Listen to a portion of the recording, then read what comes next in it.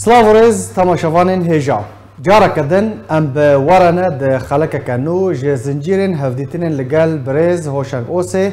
نویسکار او روزنامه‌وان کرد ایرو امیل سر مجارا کدن با آخفن او جی مجارا دجاتی کرنا پکک جالا کردستانه قواره هرما کردستانه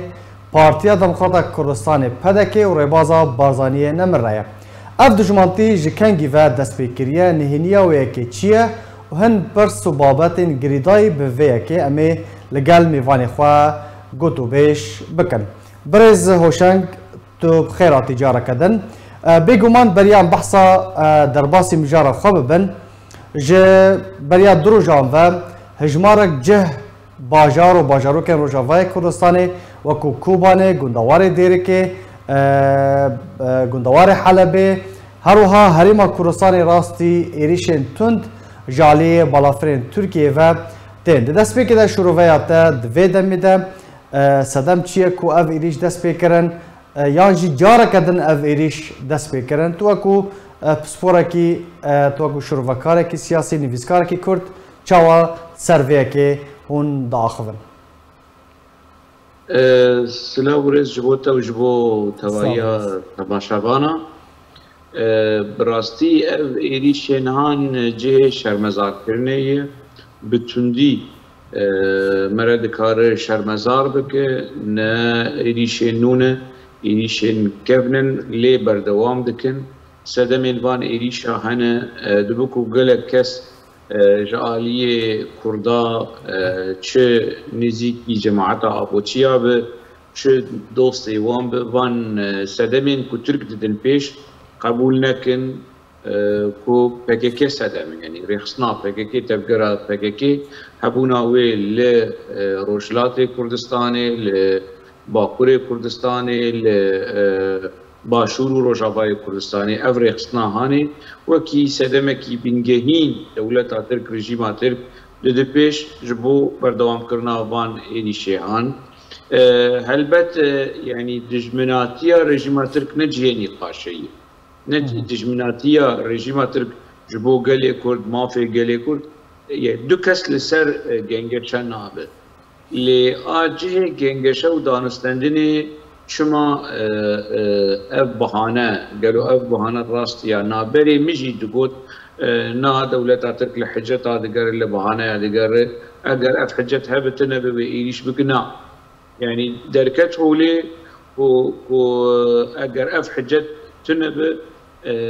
دولة ترك ايريش ناكس كارم مينا كبينم فرما حزار وناسد ونوتو حشتاد تي بيرا تماشاوانا وقهدارا کو دولت ترک ارتش خپل سرسینور سوری جوان دو و جو رژیم حافظ دقست کو عبدالله اوجلان جسوری درخینه و اگر عبدالله اوجلان جسوری در نکتا و ایریش شی ببانا اوجلان بخود بیشه PKK بخود بیشه اگر از در نکتا ما و ایریش شی بانا و مسوری پاراست مروجلاتا ناویج شرکی مزن پاراست درباره هبونا وی دهندره سوری دمک وچاده سدم PKK بو وچاده سدم آپو بو هبونا آپو لسوریه دکرا ببا شرکی دنابرا دولتا دنابرا سوری و ترکی دمکی و پشتیک آپو درکت شرچه نبو دولتا ترک داگر کر یعنی داگر کرنا اخو پروژه اخو پلان اخو بردوام نکرد کاری بوی چاقه جی ایریشی عفرینه و جزیره بکرا اگر براستی بهانه اوی نتنی آپو و PKK بانا اب بویرا دیروکی و نه دیروکی پرکف نه دیروکی نزیکی یعنی 1998 24 سال هر لسرویه کیجی یعنی لسرویه کیجی ما مستا رکافتنا آدنا هاتا امضا کرن ركبتنا أدنى جهات دنابرا رجيم حافظة ورجيم سوري سدما وديسا PKK بو يعني دنابرا درجيمين داغركرين كردستاني درجيمين ديكتاتور لهفدو كرن ايك وان غراني وان يعني بقرتي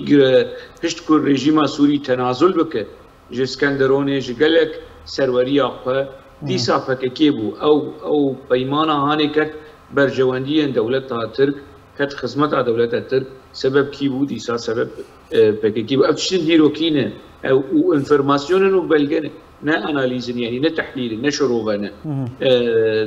وچا غيجيد سدم ديمكي بكي بو اگر دولت ترک بخواستا دا عفرین دا اگر کرب يعني دا اگر بك إيريش بك شما يعني سال 10,000 دكاري 10,011 دكاري ونا ديهاش ونا غداوي 10,011 إيريش كر ونا هاجي إيريش إنها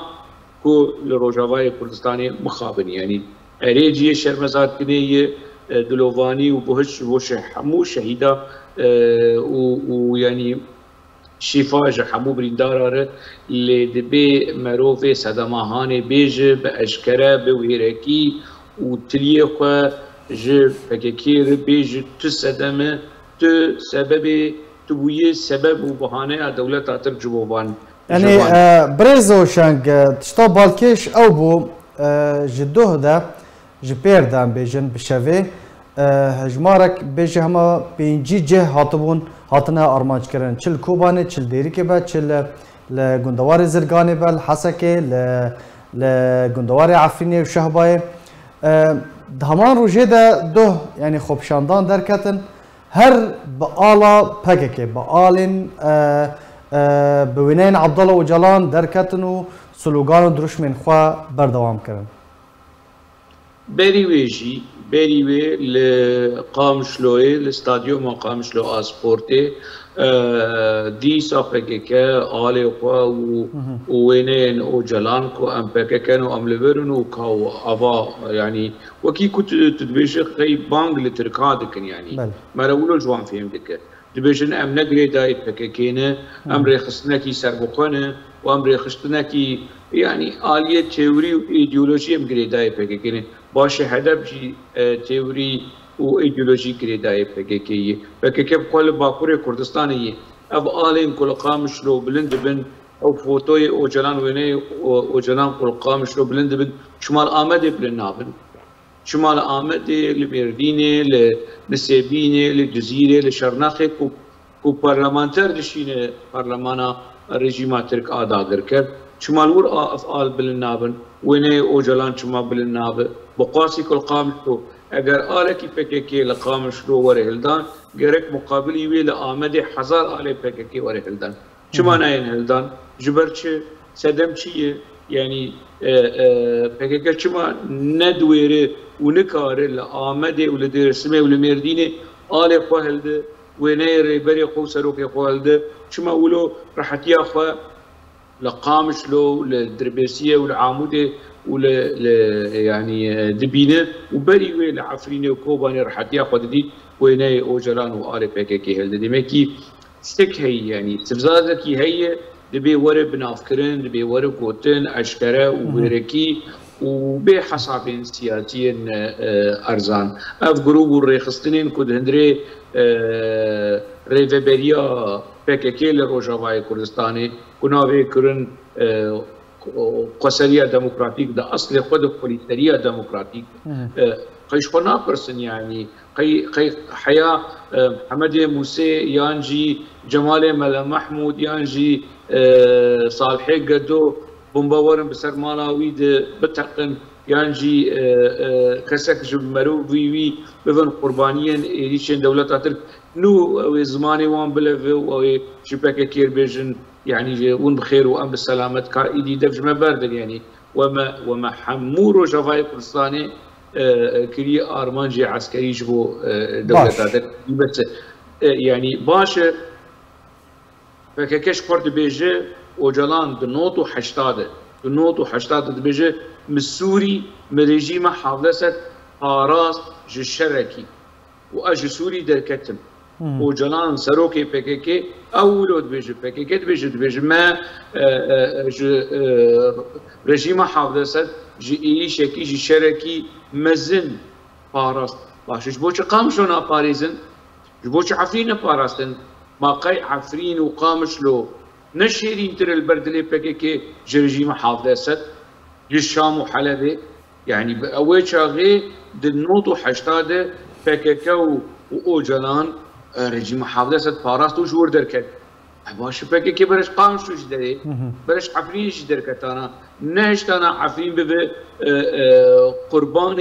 استراتيجي بوليتيكية PKK اللي همبري دولتاتر حساب خوب دولتاتر كو اگرون كاربن لباكوري كردستاني حساب خو تصفيه بكن بدولتاتر جبوچونه ورن ناوا گوندوار اي روجافاي كردستاني يا ل باشوري كردستاني ابرساني شو ناكن شو برس قد خير كيف برساني بكي بيج والله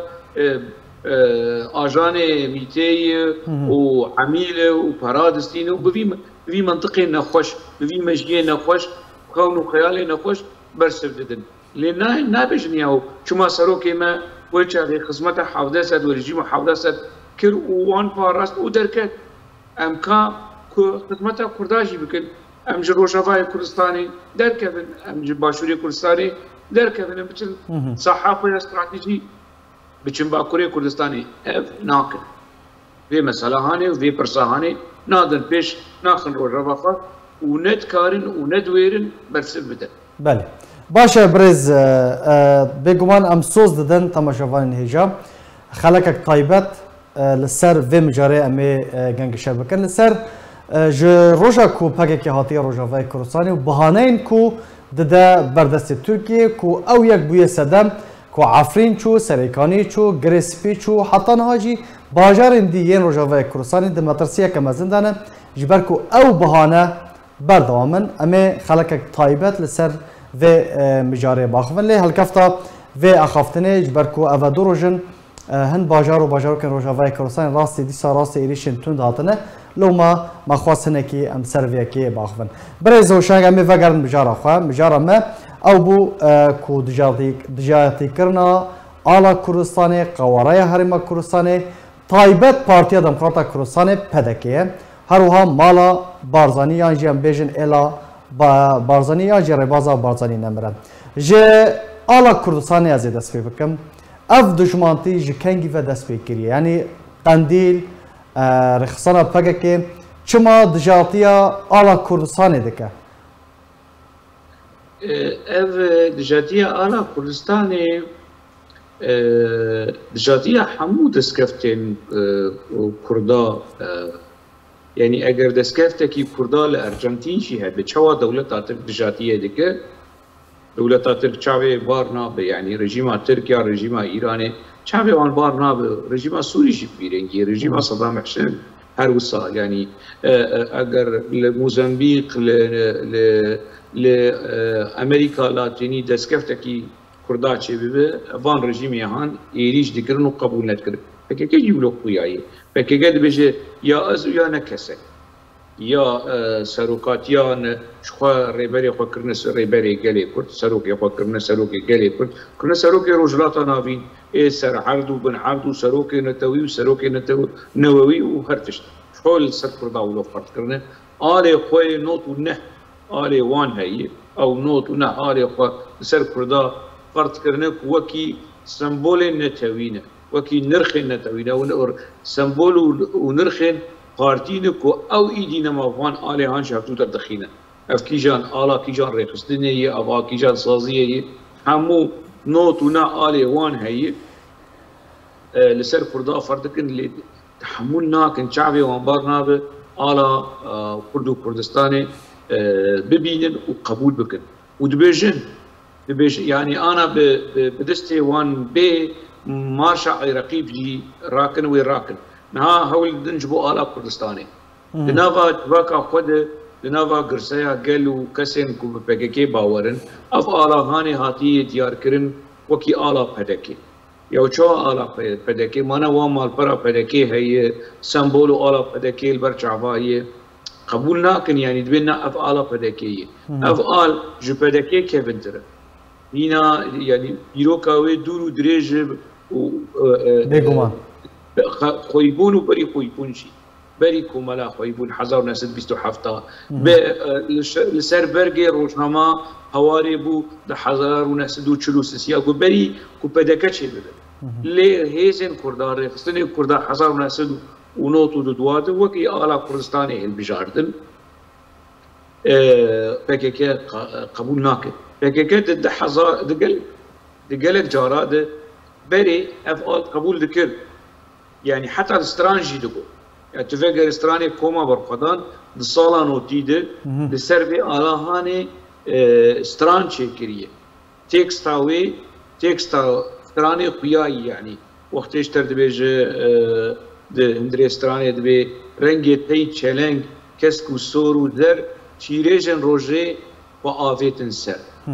كسكو سورو زر تيريجن روجي وآفيتن سر ابنا بحصا آلا بكاكيتك بحصا آلا كردستاني دك كنجي حزار ونستد ونوتي هر دسبي كده بريز وشنگ هر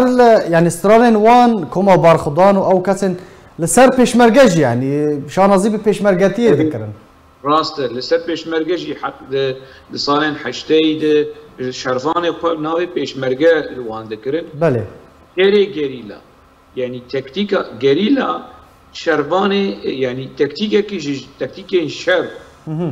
تكتيكا كيش تكتيكا شر ننابه بله نابه شرفان شري جريلا وشري عسكريه روبرو جبهه اوان چواكر هدي ناوي پیشمرگه راكرن ومن جريلا چون شرفاني فكرن دنابا كرداده دنابا ل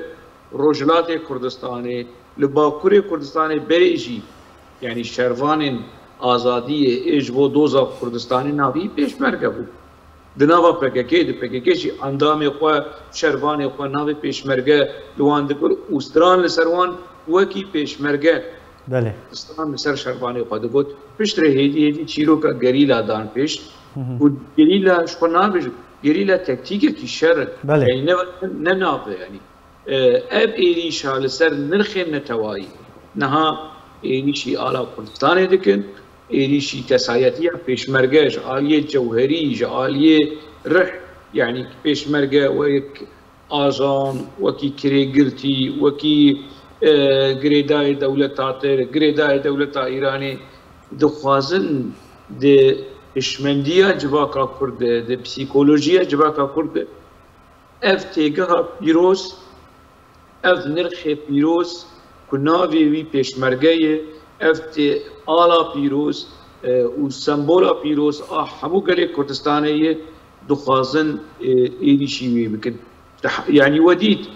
هيزن كريغرتي اي تيروريست اي جهاديست غريدا دولة ترك شوا على كردستان دخستن بيخوا بشيوه كي شوفيني ونجات پرستی ایریشی و آلا خانه دکرن ناپکه که بی منطقه خانه نزیک یوکی نجات پرسته کیش محبه سواء دجاتي وكينا ويلي همبري آلا كردستاني هي نها او فاشيد مال تجي آلا كردستاني دلجم بيغمان آليگري PKK هي بله بيغمان نمونه گلکن يعني الگركي لگي مديدكو دمكو آليگرين انا كسي در كتبون دريشترين آلا كردستاني هلگرتبون مديدكو چاوا سرداري ومعامله لگل وان کرن دمكو اندامن برلمانا كردستان جي همو بارتين كردستان سردانا عفريني كرمون سال 2018 دما شرع عفريني يعني آگر دباري اندامن برلمان بانگا آلا كردستاني كرن يعني خواستن كو آلا كردستاني ورا سر ماسه و دمه بر پرسن پیده گوتن والله آلا كردستاني جمع تونه هر آلا پیده دوی آلا یا عفريني دوی هم دينن يعني ولقامش لوجي قالك جارانجي دجاتيا في آلي كرنا ما مستتجد نوع خفتنا خدت تقول بيرك حساسة تشتر بجمشتر بيرك حساس فرمو وداني ومروفاتي درباري آلا كردستاني هنرمند كردي جوري عفريني باب صلاح باب صلاح بله فكر ويبقى آلا كردستاني كفن كرن تابوتاوي PKK بتشعف سوري بفاشيزم كونوا آلاهاني لسر يعني ريز وحرمت حتى دفي روشاهاني دفي كيليكا كو جودي رحمتيه باب صلاح نرمدي كرد آلا كردستاني هاتو كفكرين شعبي PKK بارند ودوي كيليكا هاني جي وآلي راكن راسته باشا برز تجد نوع خفتنا خودت تقول يعني افعال بيغمان هر كسك بيسر بلنده يعني حتى رجائرو لآمد جدي ساتي بلند كرن جوان كرد هنا بارتين كردي هنا و آله بلند كن للسليمانية وكو ينا كي آلا كردستان بلند كن لروجهالات كردستان هروها لرافندا كردي لأوروبا أفعال يعني لباهر كردكي بيروزة وكو على كردستان تناس كرن نوكو على بارتيكي وكو تامجه بكريه ام بيجن بدكي على ويا طيبت هي يعني كي على ويا طيبت هر بارتيك على خو طيبت هي لافعال على كردستان چما بناوه على بدكي دما كو تراغاندنا بككي تو بشوبيني هر على بدكي وعلى بدكي وعلى بدكي بناو دكن از وك على خود حسيب مي على منا نتوائي على منا اگر پدکشی وکی آله کی نشتمانیش خورد حسیبه همون کرد و وقت تنی آپوچی و آله کردستانی نه حسیبن وش خوزاتن تیگا کردستان و مافی کردستان و دولتا نتویجی پکه شری ویدی که جبوت وی تیگا هانی بیرو بوچونا کرداد تیگ ببه مافی نتوی دولتا نتوی دبیت شری آله نتویجی بکن بله لقوري قناعتي ما بها فيديو كي يجي درخنا كريه يعني ريخستين السياسية باشوري كردستاني شما بحبره فكر رخنا ناكن يعني تماشت كن دبينن وآلا واني أنا آلا نتوي كردستاني جالية هيزكي سياسي عراقي يانجي رجيم إيراني يا هيزكي عرب ورئيش كرن ويكيكين اجتماع وسركردايتيا يكيكين اجتماع بيدنگ به وبوران بيدنگ به وحركة إسلامي بيدنگ به ويعني همور روشنبير ونفيسكار وسياسة مدارن سربخوا محمود عثمان كو خود بن في آلاهانه ده پیش مرگب و دكتور محمود عثمان شما فان كسيهان فان انتلكتوال فان نخب سياسي نخب روشنبيري لهمبري PKK يعني وكي كامبانيا تشيناكن يعني ترخنا البدكي ديك ترخنا لكردستان ديك خمنا بس شما تيريشي نرخنا تواري وبمليون شهيد في آلاهان بن في آلاهان وجبو في آلاهان شهيد كتن بتش حقي بتشك الدجمن دولتها تقدر شوية مسألة هاني برداي دولتها تقدر في آلاهان بالزحمتي بخوشي بنخوشي قبول لك تجمع قبولناك يعني هيزن سياسيين باشوري كردستاني لهمبري في يكي حتى أنا بيتنجد هيزن سياسية دهندري روجافاي كردستاني مخابن حتى أنا بيتنجد يعني أفشي جيه بالكشية وجيه رخني چنا لهمبري تشتكي فيرنجي إيشكي دجمنانه وفاشست لهمبري آلا كردستاني جهيزكي سياسي كرد ورا قبول كرن فينابه أسبق قبول ناكم والشرمزة كي بيدنگ بجي شريكي في مسألة كي بيدنگ بدربار في روشهاني شريكي في مسألة باشا في آلاهاني قريددن بپدكي أفسر بلندايش پدكي تبلي ونتني آلا پدكي پدكيش نكار بيش أف آلا منه آلا قالي كرد همو قالي كرد نپدكنن همو قالي كرد نلسر ريبازا برزانين لأف آلاهاني آلا ريبازا برزاني آلا همو كردائي آلا كو نهاد نافا كردا ده چار پرچه كردستاني زمانه کی كردي حفش هي تشتكي كردا بكي نحف يك چيه آلا كردستاني تشتكي كنه حال برچاف كل مهاباده ده سرهلداني باشا اگر اف آلا پدكي به شما قالي ما كرد الروجلات كردستاني ويهددن بله شما لوقت بوتي يعني يكيتين اجتماع شما ويهددن يكيتين اجتماع آلا خويا بارتيه وآلا كردستاني جيهددن قي افتن بعاقل ولو ماشي جوان دفوره ودباره قي شو نابرسن يا افاقي حياة شي درجة في قالي هاني تقاصد مخافين بفي بروباغندا يا خويا لدجي آلا كردو كردستاني ولدجي بداكي يعني افعال اگر بك اب بداكي اف رومتك افنا تشتكي عيبكم مرج بري فدي بك بري بيجنا اللي تشتكي ولو وكي ديرو وكي راستي تني لي ما بس تا PKK سر كردايتيا PKK ميت ايريشي برزاني وريباسا برزاني دكن استخبارات تركي دولتها كور تركيا ايريش تبيرا وحيا بري 10 سالا 20 سالا جي قبول نتكرن دولتا ترك ريخستنين سياسي باشور كردستان قبول نتكرن ستاتيا فدراليزم قبول نتكرن ليه مجبور ما مجبور دولتا ترك اكو دولتا دواد الناتو دي باش برز روشن دولتا ترك بله فكيش ما قلناك ها يعني بس دفردا دولتا ترك ميت تركان رژیم ایرانی رژیم سوریه اف دشمنین کردانه یعنی دماکو دجاتیا ربازا بارزاین دکن پدکی دکن باشه پککی چما اف دشمنتیا کو کفن سلام چیه کو دشمنتیا ربازا بارزانی دکه مالا بارزانی دکه پدکی چما اف دشمنتیا وان دکه مقینه پککی مبستا من نه پارتی کردیه جبو کی کار دکه سبت اذهب بيبينا هاني لسر ارك تبو شينم روبلا اركي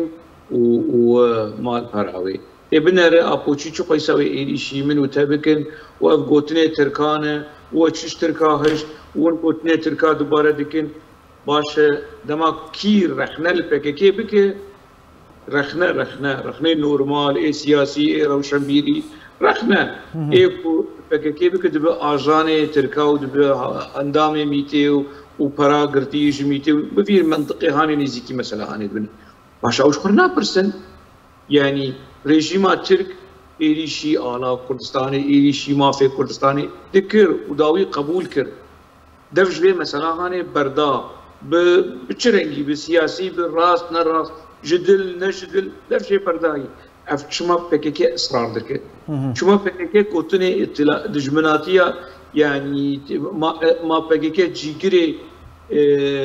اطلاعات وميتا تركا واستخبارات السورية دجمناتیا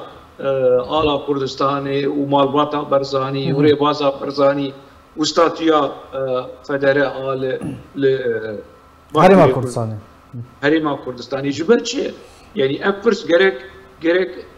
درودورين PKK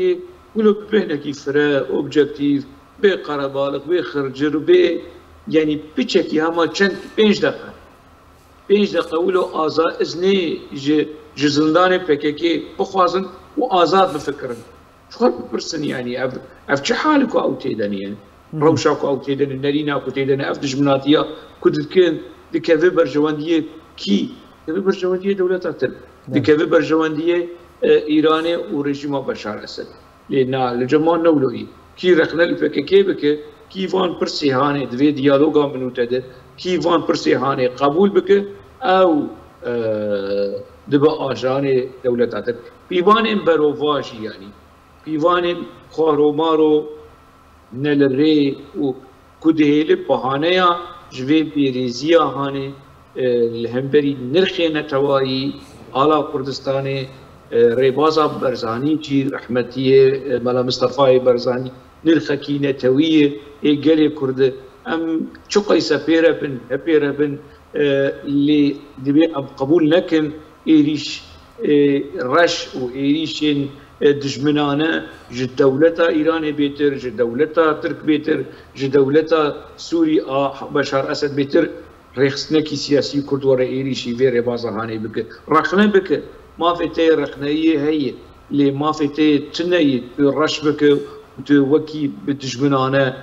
تعاملي بيربكي از ولود بيدم بس به نفيسكارو روشمير لباشوري كردستاني يعني حتى انا هاتشما ولو ابيدنجي اوجي جي برسي وبراسي وجي رخنيه باشا ام هناك بحثا قواريا هرما كردستاني كيانا هرما كردستاني بكن بيغمان او بهانين كونها دست بيك دما بحث كرنا همان بهانه لهرما كردستان جهنه تركيا دبيجه PKK هيا درباسي ناوا خاكا هرما كردستان دبش خورا نافندك لشكري آوادك و ايدي و ام بيجن جه باجار شار گندش خورا داگیر دکه هبونا PKK گلو بهامهنگی و تنسیق لگل ترکیه یان چیه یعنی هبونا PKK لهرما کردستان بچه آرمانجه که لهرما کردستان نه چما وناگرن جه خواه چما ناچن آمده رزگار ناکن چما ناچن درسمه وانه اجبركو يعني ارمان جوان نرزقار كرنا آمده و درسمي اگر ارمان جوان رزقار كرنا آمده و درسمي با وسروج من جميل بايك للعزيزي بديتانا من رضا التون لدرسمي بديتانا من قرصوجي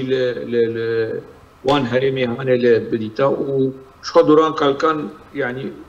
هريما بحر رش كابل شكي دري ودي زال شكي دري لقرا اعلان غرق نهال سروجي بانا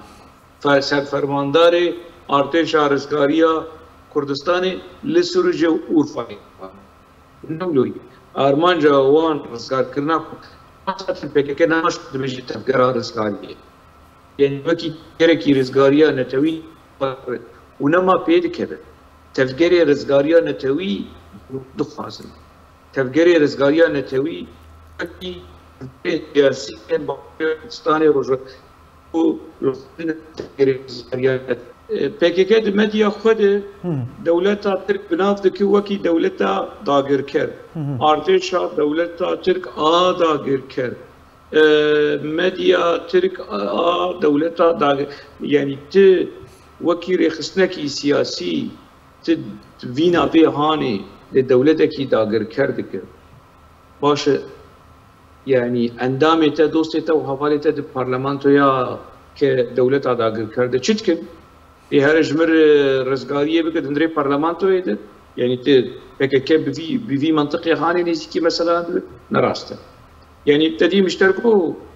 چماناچن آمده چماناچن دیرسمی يعني جميل بايك gerek ana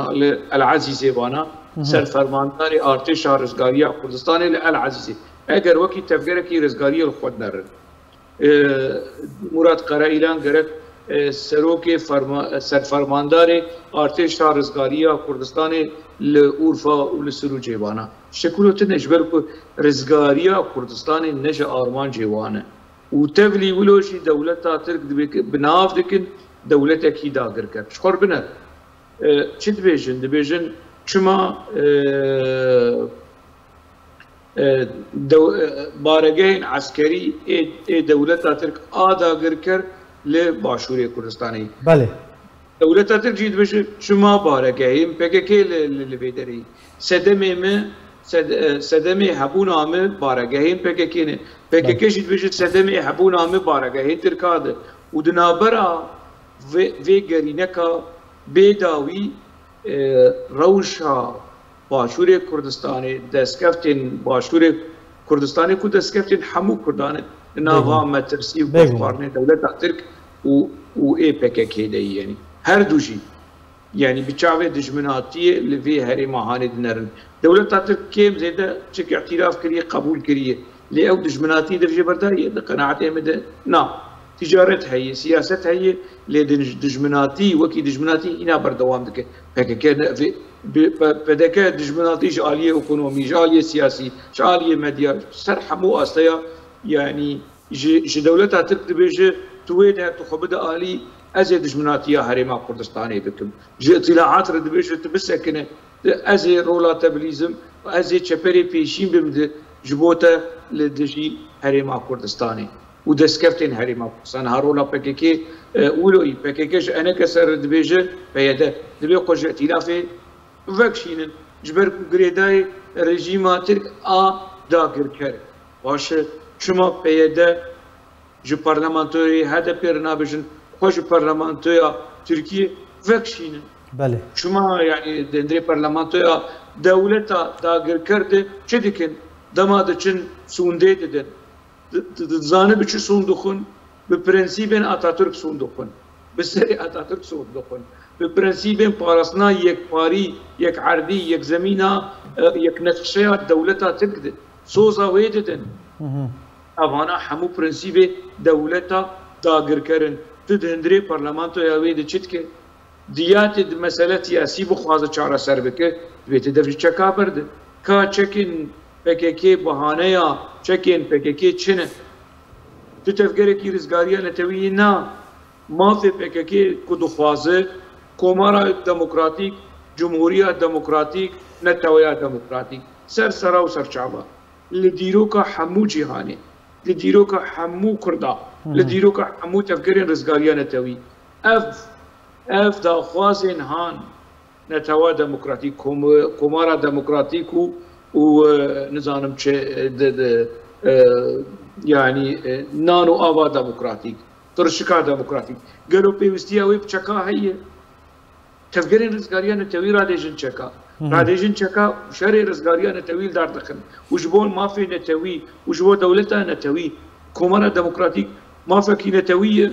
يبقى لي كرد نتوية ديمقراطيك ما فكي نتوية يبقى لي كرد اشتكي ولو هي الدنيا هذا يعني شخنا برسن ويورجع انا كسا شو قيسك شاشتي وكيمانيه بهذا اجي جينا رازيمه تجينا رازي قال كس انا رخنا لك اللي بفيدج مناتيا هاني الشري انا كسي وركرن نا اخلاق قبول لك نا منطق قبول لك نا مجري قبول لك نا كرداتينا سياسه قبول لك باشا بكشينن جبركو غريداي دولتاتك اتعود جي برلمانتويا دولتاتك خو بكشي وشاغي ورد شطاب خاص حلقي باش يعني تيوات هي برز هوشنگ اخفتنا كو باكي دكا دبيجن ام لهريما كورسان جبرگو چياين هريما كورسان بلندن و كورن ل دراسيه دا چياين باكور كورسان جين هريما كورسان جين باشور كورسان كورترن يعني اف اخفتنا كو باكي دكا قالوا چما خوازه مجی گله کرد کسین کول شوپاوان بخابین مخابن يعني PKK بيه وكي فابريكا كي مدن جلبرينا دروا وأف جرسايا قل وتتستي PKK دي وكي هفير وان ببتشاب وان بين الراس نقولي PKK ديش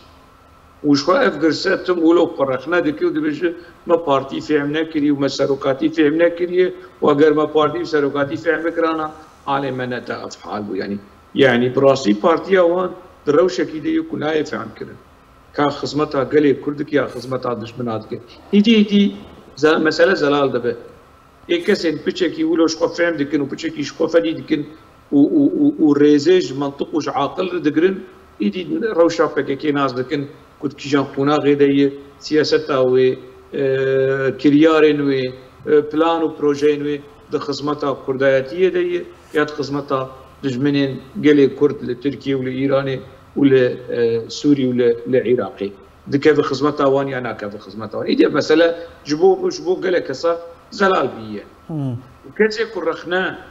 لباكيكي دك نه لباكيكي دك رخنا لبيتي دك رخنا لاطلاعات دك يعني انا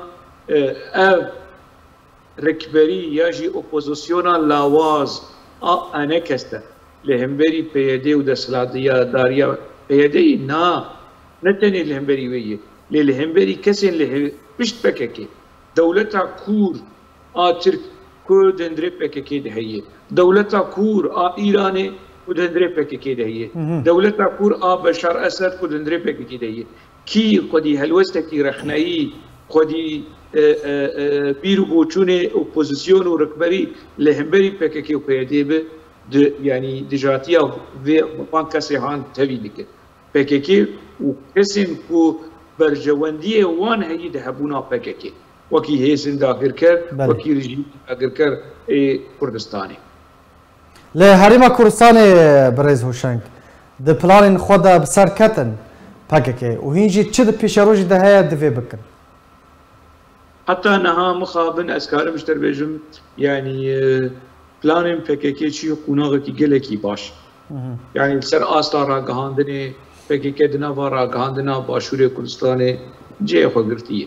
يعني خلايا خو چی کریه اویک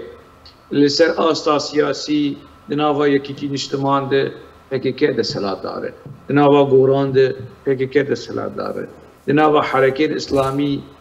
دریا ایرانی و علاقه به ایرانی دانستندنی به ایرانی PKK تأثیر لوانجی کریش آلیه جغرافی هریما کو PKK دستانی سری شنغال مخمور غاري زاب حفتاني هريمن دروبري قنديله يعني متينا وان هريمي هاني قتوره مساحه وان يعني فرهيه وان وان هرمی هانی تبدأ سر هفدوش عالیه جغرافی تبناره دستهلاتداری پکیکی لوی هرم هانی بسرانسر خودی دستهلاتداری خودی باندوره عالیه عسکری عالیه امنی نها ایکو مترسيين لغوري ما يعني مترسيين بكيكي نها دكاره مترسي لسر باكوسي عاليه اولكاري وعسكري لسر باشوري كردستاني شبك بيترج دولتاتك يعني اگر جي قليله بومباي بشين اسطنبول بلكي معك بير بقدر بلكي حفتاك ده حفته بقدر اللي جبوك بومباي بشين قدينك يعني باجارك يا هرم باشوري كردستاني بلكي چند روجير كيمي چند روجاري جير لازم مش بركو نيزيك بر نيزيك بر اف خطريه جدي مترسين راستقينا لتربا باشوري كردستاني از دبينم معناها لروجاواي كردستاني خستن چه حالي يعني روشا شرو فتشوني شخور بنا بري ديس محمد وروشا هاني دبو روشا كفروك انتركا وبومباي انتركا بسرقل وسرقلاد ببارن نها بكك روجاواي كردستاني خستي في روشا هاني كي بيراته ده 1011 ده 1012 دما بكك خبيشاندانا استنگ دكر لقامشتو دغو وندقازن قامشلو ديري توب سوريا ورن بله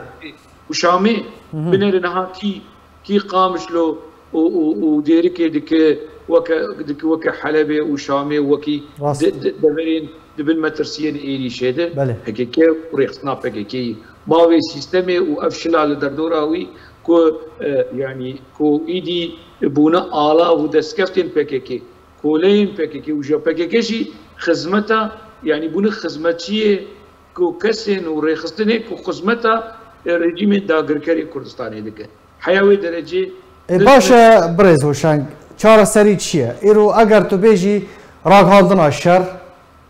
دجی آماجه پیکر و هر کسک ایدید زانه راگهاندن شر واته راگهاندن شر لدجی میتی ترکانه لدجی اطلاعات ایرانیه لدجی رژیم داگرکاریین کردستانیه یعنی چه بدستی هم بیجن چه حریما کردستانی به روجاوای کردستانی به چهار سری چیه؟ چهار سری یعنی سیاسیه. جبر کو چهار سری عسکری چوا کت خدمت رژیم بشار اسد. بله. نها رژیم ایرانی حول داده کو سرهلدان و شورشها جماوری آسیبیلانه لرجلات کردستانی بکلشگری. چهار سری عسکری چوا دکت خدمت دولت ترک. چهار سری عسکری وقتی که خدمت آپکی. شخوب بگی که هپاس زور لسر روجاوای کردستانی فرض دکه دخوازه وکی سیستم پروژیا و چوال باکوری کردستانی چیکر لهندری روجاوای کردستانی چی نبود یعنی. بله. اگر پروژی جردوانی هست اف سیستم خسریه دموکراتیک نزیده او وی رولا هانت بیه دلیزن رولا پاراستنا تمثال بشار اسد رولا پاراستنا بیروی رژیم بشار اسد لقامشلو رولا پاراستنا